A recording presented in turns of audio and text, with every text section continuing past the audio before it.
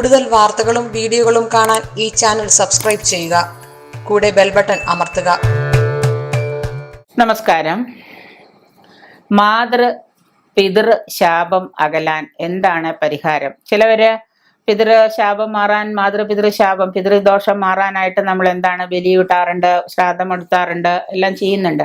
ശ്രാദ്ധമൊക്കെ മുടങ്ങുന്നവർക്ക് എന്താണ് ചെയ്യുക? വൃദ്ധരായ മാതാപിതാക്കള്, സമാനരായ മറ്റു ബന്ധുക്കൾ, ഇപ്പൊ അമ്മാവന്മാരോ അമ്മയുടെ അനിയത്തിമാരോ സഹോദരിമാരോ അങ്ങനെ നമ്മളുടെ പിതൃക്കളായ ആളുകളൊക്കെ വേണ്ട വിധം ശ്രദ്ധിക്കാതിരിക്കുക, ജീവിച്ചിരിക്കുമ്പോൾ തന്നെ അവരെ വേദനിപ്പിക്കുക, അവഗണന കൊണ്ടും അനർത്ഥങ്ങൾ ഉണ്ടാവുക, ഇങ്ങനെ പല കാരണങ്ങളാലും അവരുടെ മരണശേഷം അനിവാര്യമായ ശേഷക്രിയകൾ ചെയ്യാതിരിക്കാൻ സാധിക്കുക.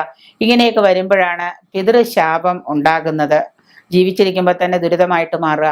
ജാതകപ്രകാരം ആദിത്യൻ 5-ാം ഭാവത്തിൽ നീചാംശകത്തിലോ, ജാതകത്തിലെ ആദിത്യൻ സൂര്യൻ 5-ാം ഭാവത്തില് നീചകാംശത്തില് ആണോ, ശനി ക്ഷേത്രാംശകത്തിലോ ഇരുപുറവും പാപഗ്രഹങ്ങളുടെ യോഗമോ ദർശനമോ വരികയാണെങ്കിൽ, രണ്ട് പുറത്തും പാപഗ്രഹങ്ങളുടെ ദർശനമോ യോഗമോ വരികയോ, 9-ാം ഭാവത്തില് നമ്മുടെ ജാതകത്തിലെ 9-ാം ഭാവത്തിലോ ലഗ്നത്തിൽ 5-ാം ഭാവത്തിലോ പാപഗ്രഹം വന്നാലോ, സാധാരണ ഇങ്ങനെയൊന്നും കേൾക്കുമ്പോൾ നമുക്കാർക്കും മനസ്സിലാവില്ല എങ്കിൽ പോലും വന്നാലോ, ലഗ്നാധിപനും 5-ാം ഭാവാധിപനും ബലഹീനനായിട്ട് വരികയൊക്കെ ചെയ്തു കഴിഞ്ഞാൽ നമുക്ക് ഈ പറയുന്ന പിതൃശാപം ഉണ്ടാകും എന്ന് അറിയാം.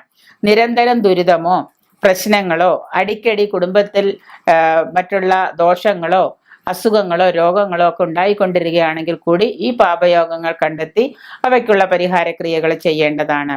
പിതൃശാപം മൂലം സന്തതികൾക്ക് ദുരിതം ഉണ്ടാവാം, വന്ധ്യത ഉണ്ടാവാം, സന്തതി നാശം ഉണ്ടാവാം, ബാലകർക്ക് രോഗാദി പീഡകൾ ഉണ്ടാവാം, ഗംഗാസ്നാനം, ശ്രാദ്ധകർമ്മം അനുസരിക്കാം, ബ്രാഹ്മണ ഭോജനം, ബ്രാഹ്മണർക്ക്, അതായത് അമ്പലത്തിൽ തിരുമേനിമാരൊക്കെ ഉണ്ടെങ്കിൽ അവർക്ക് എന്തെങ്കിലും അന്നദാനം, നമ്മളൊന്നും കൊടുത്താൽ അവർ കഴിക്കില്ല എങ്കിൽ പോലും ബ്രാഹ്മണ ഭോജനം, അതൊക്കെയാണ് പറയുന്നത്. ദോഷപരിഹാരങ്ങളായിട്ട് നമുക്ക് പറയാം.